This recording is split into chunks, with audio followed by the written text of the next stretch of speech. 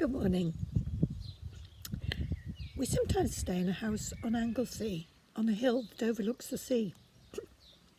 And if we look out of the front window, the view pans down to the village and the harbour, and beyond that to the lifeboat station.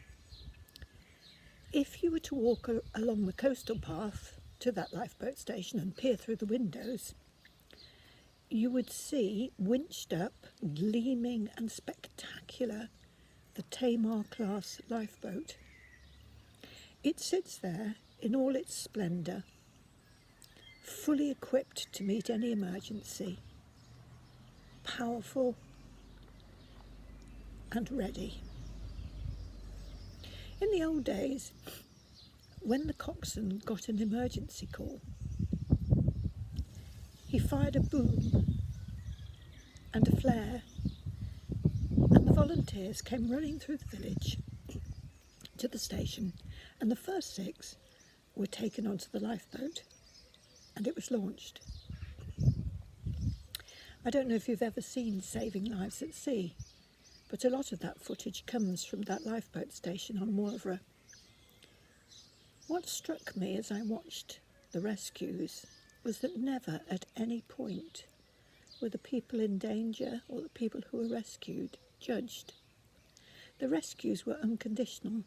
The men risked their lives in order to save people who'd got into trouble, often through their own foolishness, their own misjudgment, sometimes through adverse circumstances, sometimes through disobeying the rules. But they were always rescued unconditionally. There's a verse in the Bible that talks about that. For God so loved the world that he gave his only begotten Son, that whosoever believed in him should not perish, but have everlasting life. And it goes on to say this: for God sent not his Son into the world to condemn the world, but that the world through him might be saved. God is like the Tamar-class lifeboat. He is sitting ready, fully equipped to meet whatever circumstances we find ourselves in and to rescue us. But we have to send out the call for help. When the lifeboat does launch, it is spectacular. All that power is suddenly released, and it speeds down the slipway and crashes into the waves, and it's an awesome sight. That's how God feels when we finally put out our hand and say, help me, rescue me, I've got to the end of my tether, I can't do it myself. It is his joy to rescue us. That's what he came into the world for, to save sinners, so that we might not perish.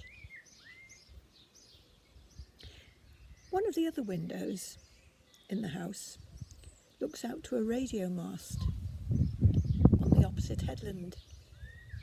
When we first went there and set up the television, we were really surprised to find that we didn't need an outdoor aerial. The reception was so good that we just connected. God is also like that aerial. He is permanently connected to us. But unless we switch on, we won't have communication with him. Let us pray. Father God, we thank you that you sent your Son Jesus into the world to be our rescue mission. We thank you that no circumstances are too difficult for you to meet, that we will never be in any position where you cannot save us. Give us the courage to hold out our hands and cry to you for help. How great will be your joy over one person who repents and calls out to you. Amen. Clean hands, open hearts.